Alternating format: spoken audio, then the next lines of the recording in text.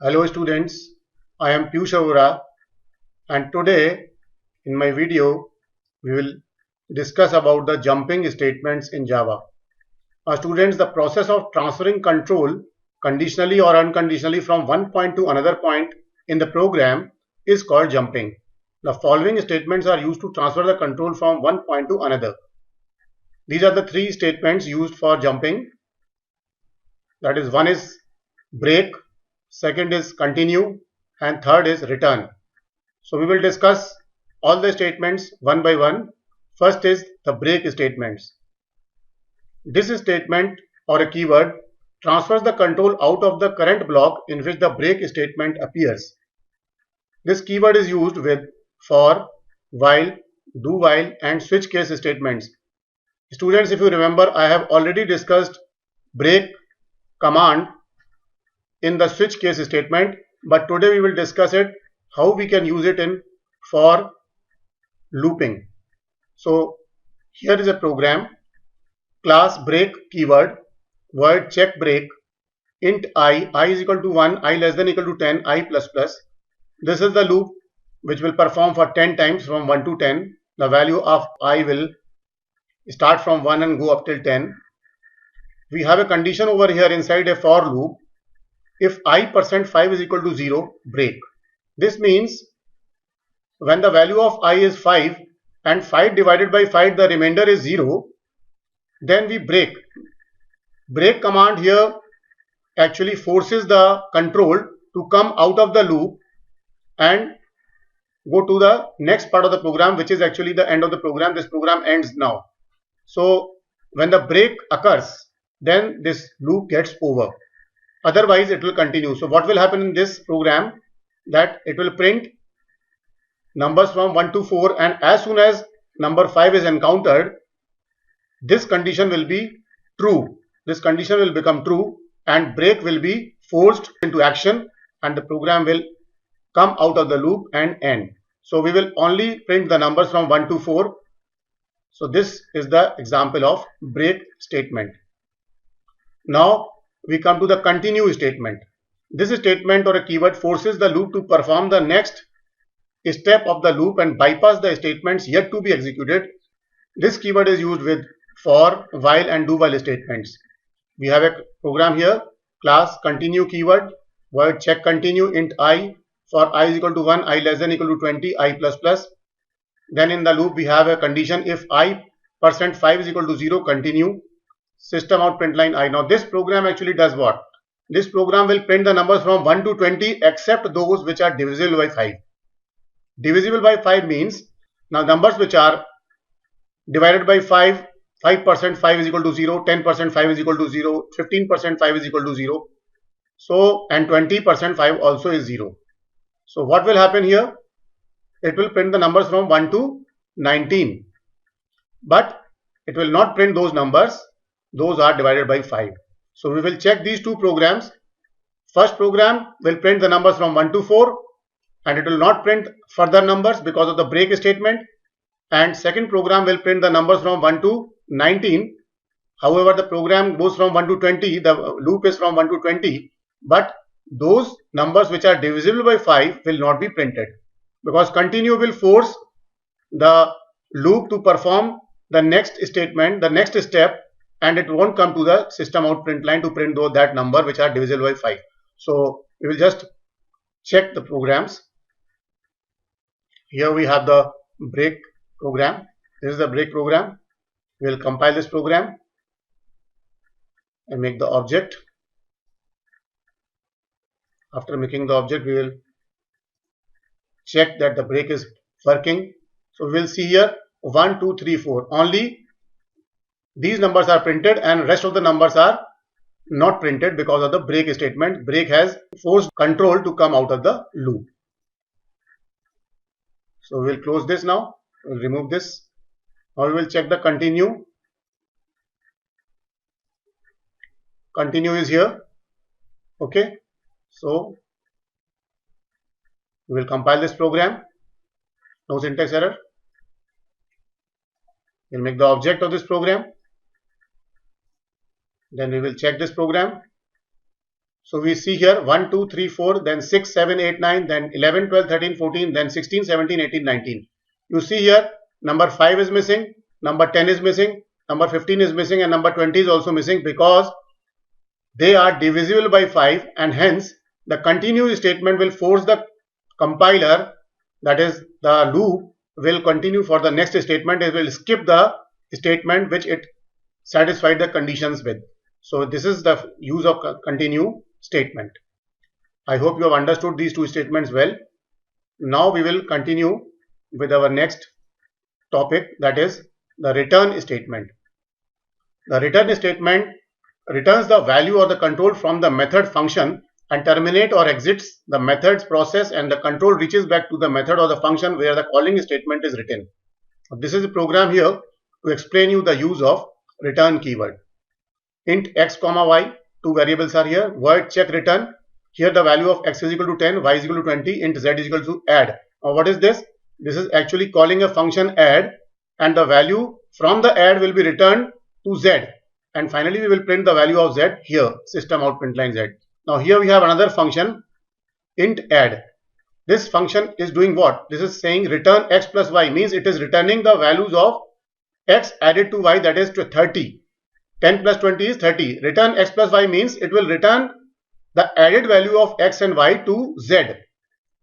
This is the use of return. From the function add, the value of x plus y is returned to the function void checks return, and this value gets returned to z variable, and finally the value of z is printed. So this is the use of a return statement. We will check this program.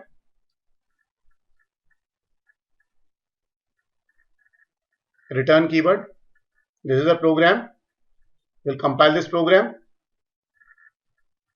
close, then we will make the object. We will just run the function check return. We will not run this function int add because this is function being called from check return. So this is the function to be executed. So as soon as we run this function, we get the answer 30 because the value of x plus y is returned from add function to the check function. Okay, so this is the execution of return statement. We will remove this and we will come back to our original position. Now we have a program on prime numbers where we use break statement. We will understand the break statement, prime numbers.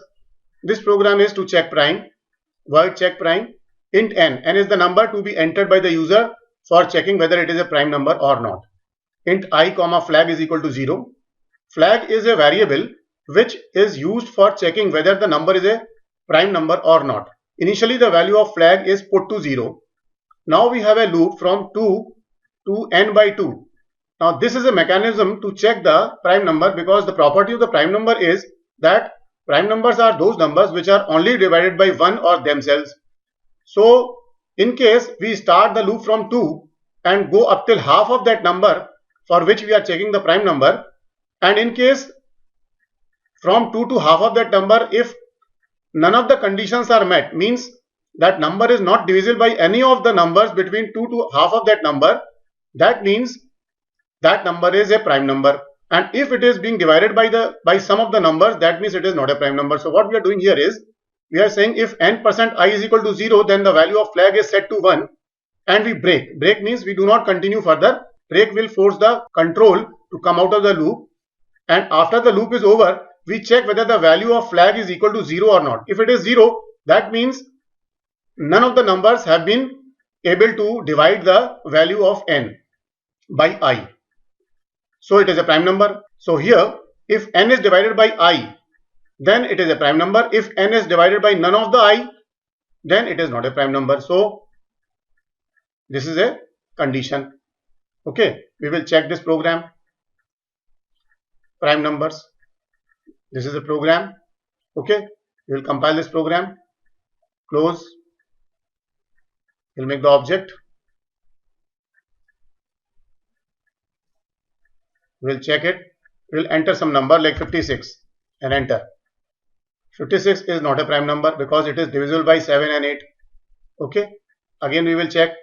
We will give suppose 3. So it will say 3 is a prime number. Again we will give some number, say 79, and check. 79 is a prime number. Again we will give some number, say 45. 45 is not a prime number. So this is a perfect program to check a prime number. Now here we remove this first. Go back to our original location. There is another program for checking the prime numbers. Now this program up here using a flag for checking the prime numbers. But here this program is slightly different from the previous program. What we are doing here is we are starting the loop from 1 to n. Instead of 2 to n by 2, we are starting the loop from 1 to n and checking whether the number is divisible by any of the numbers from 1 to n, and if it is, we will check how many times it is divided. If it is divided only 2 times, that means it is a prime number, and if it is divided more than 2 times, that means it is not a prime number, because the number has to be divided only 2 times if it is a prime number, that is by itself and by 1.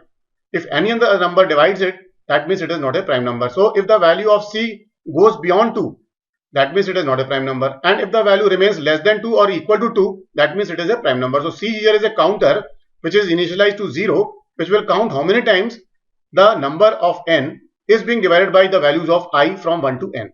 So if the value of C is equal to 2, we will print it as prime number, n is a prime number, otherwise we will say it is not a prime number.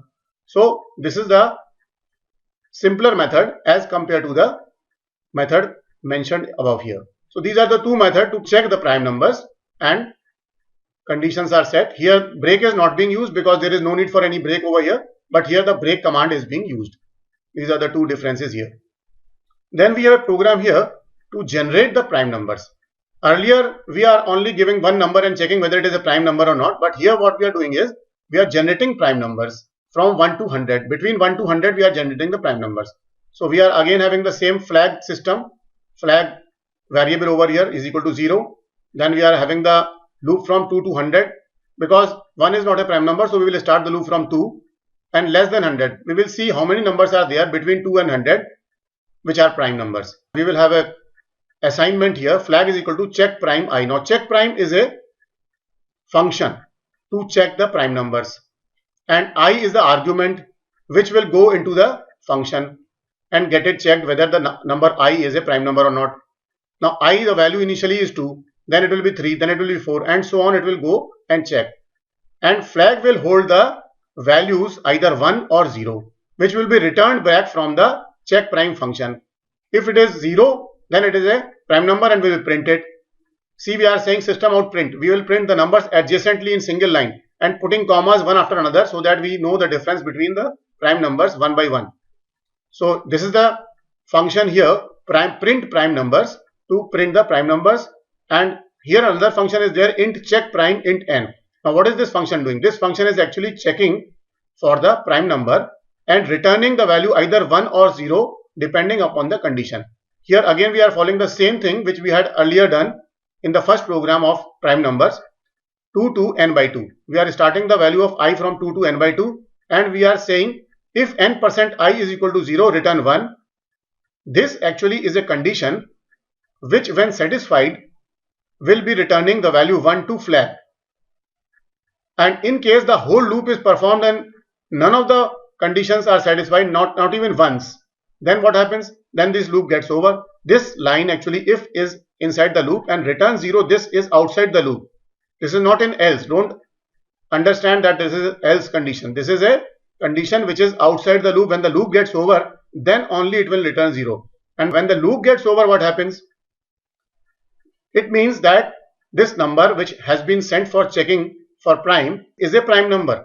So return 0 will be only in that case when the number is a prime number. Otherwise return 1 will take place, and return 1 will end the program or end the function and return back to flag. So flag will either hold the value of 1 or 0 depending upon the number, whether it is a prime number or not. So this is the use of a return statement using in a function. So we will check this program now. We will generate the numbers. We will see this program. This is a program here which I have already written. Generate prime numbers. Same program. So we will check this program. We will just compile this program. We will close it. We will make the object. After making the object, we will run the print prime numbers, not the check, because check is automatically executed by the function print prime number and it is called from the line flag is equal to check prime number. So from there we will automatically run. So we will just run this function print prime numbers. As soon as we run print prime numbers, what happens? You see the prime numbers are printed 2, 3, 5, 7, 11 up till 97. So these are the prime numbers between 1 and 100. So this is how the program goes about and the answer is displayed on the screen. All the prime numbers are generated between 1 and 100. So okay, I hope you have understood this program.